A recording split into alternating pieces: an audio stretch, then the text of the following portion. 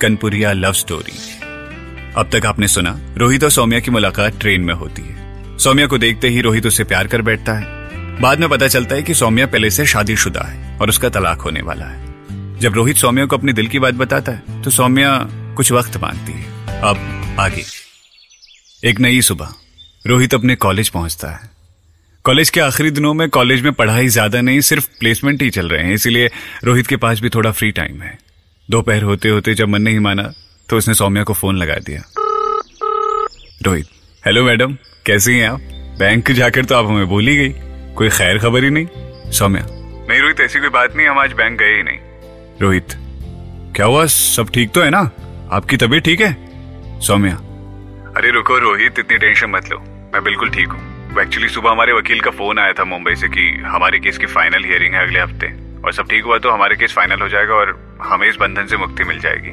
रोहित, ये तो अच्छी बात है, आप परेशान क्यों हो रही हो? आपको तो उल्टा खुश होना चाहिए ना। सौम्या, ये तो है, बस एक अजीब सी बेचैनी है, इसलिए मन नहीं किया कहीं जाने का, तो आज एक दिन की छुट्टी बढ़ा दी।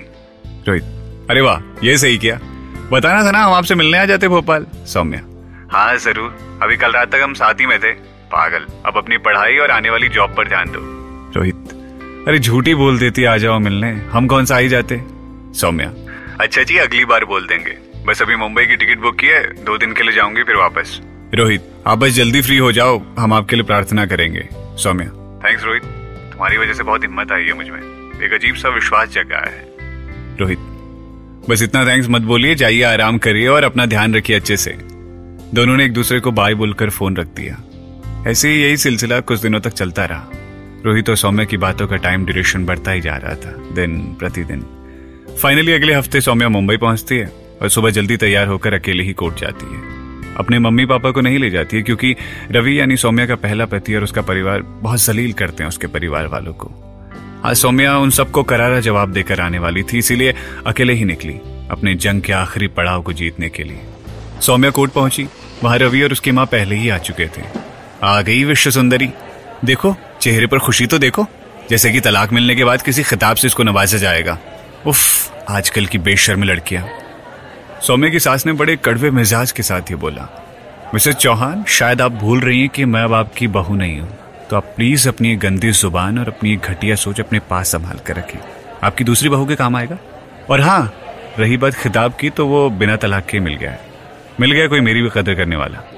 सौम्या ने रवि की तरफ घूर कर देखा और बोला, जबान तो देखो इस लड़की की माँ, अच्छा हुआ पीछा छूटा इस काली जाहिल से, हमारी तो जिंदगियां नर्क हो जाती। रवि ने बड़े ही गंदे एक्सप्रेशन दिए। इसी बीच दोनों के वकीलों ने उन्हें अंदर आने को कहा। फाइनल सुनवाई के बाद जज साहब सौम्या के पक्ष में फैसला सुना देते हैं और तुरंत दोनों पार्टी कागजों पर दस्तखत करके बाहर आती है। सौम्या अपने वकील को शुक्रिया अदा करके बाहर निकलने को होती है।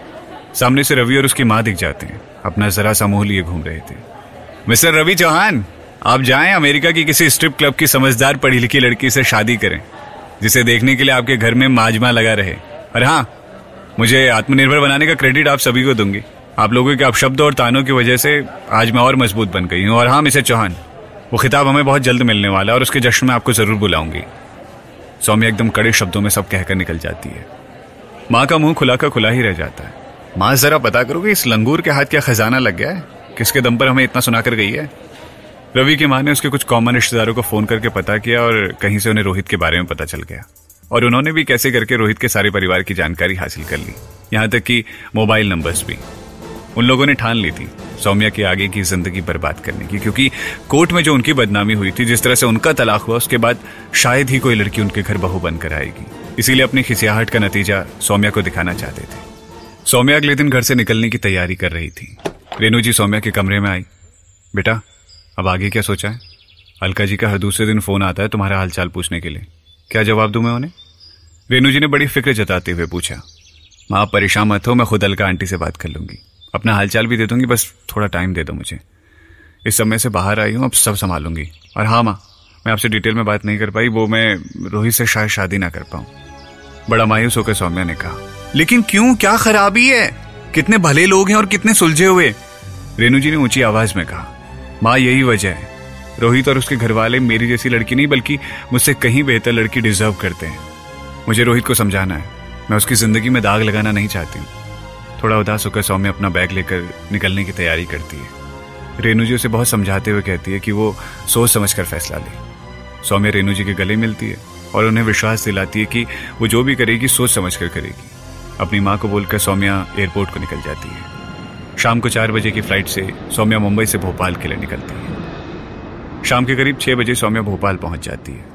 बाहर आते ही सौम्या टैक्सी का इंतजार कर रही होती है, तभी उसे बाहर रोहित दिखता है, हाथ में लाल पीले गुलाबों का गुलदस्ता लिए हुए, चेहरे पर वही कीमती हंसी जिसे देखकर सौम्या का मन खिल जाता है। रोहित दौड़कर सौम्या को गले लगा लेता है, सारी दुनिया की परवाह किए बिना। सौम्या भी खुद को रोक नहीं पाती है और भूल कर सारे बंधन बस रोहित को दिल से गले लगाती है और बहुत ही हल्का महसूस करती है, मानो सदियों का बोझ, सारी परेशानियां एक एहसास ने दूर कर दी थी। करीब आधा मिनट एक दूसरे के करीब रहकर रोहित को सौम्या के बहते आंसुओं से एहसास होता है। रोहित सौम्या को चुप कराता है। सौम्या, आप इतना हमेशा रोती थी, या यूं कहो हमारे सामने ज्यादा रोती हो, या हमेशा ही ऐसी थी? रोहित सौम्या को चिढ़ाने की कोशिश करता है, लेकिन फिर सौम्या को सीरियस देखकर चुप हो जाता है। सौम्या का हाथ थामकर रोहित उसे ले जाकर टैक्सी में बिठाता है। सौम्या टैक्सी वाले को घर का एड्रेस बताती है, लेकिन रोहित बोलता है, टैक्सी तो हमने बुक की है, तो जहां हम बोलेंगे वहीं जाएगी, आप बस शांत होकर बैठी रहिए। करीब 40 मिनट की ड्राइव के बाद टैक्सी एक आलिशान होटल के सामने रुकती है। रोहित सौम्या को गाड़ी से बाहर लाता है, फिर उसे होटल के अंदर बने एक बेहद खूबसूरत रेस्टोरेंट में ले जाता है। जैसे ही सौम्या अंदर पहुंचती है, उसकी आंखें एकदम शॉक्ड हो जाती है। ओह माय गॉड रोहित, ये सब क्या है? इतना सब कुछ मेरे लिए? सौम्या के अंदर पहुंचते ही सारा स्टाफ सौम्या को उनके नाम से गुड इवनिंग सौम्या मैम से ग्रीट करता है, और फिर आगे बढ़ते ही एक टेबल पर उसकी नजर पड़ती है, जहां एक सुंदर सा वनीला केक सौम्या का फेवरेट, जिस पर लिखा होता है कांग्रेचुलेशंस फाइटर सौम्या, साथ में गुलाबी फूलों का गुलदस्ता और एक छोटा सा तोहफा रखा था। सौम्या की आंखें फिर से भीग चुकी थी। रोहित का इसके लिए इतना सब कुछ करना उसे खुशी से ज्यादा तकलीफ दे रहा था, मानो वो यकीन ही नहीं कर पा रही थी कि ये सब सच है भी या नहीं। सौम्या, आज का दिन आपकी जिंदगी का खास दिन है और आपने इतनी बड़ी लड़ाई खुद से जीती है, उसका एक छोटा सा जश्न तो बनता है यार, कि नहीं? तो बस अब ये रोना धोना बंद करो चुपचाप और जल्दी केक काटो भाई, हमें बहुत ही भूख लगी है।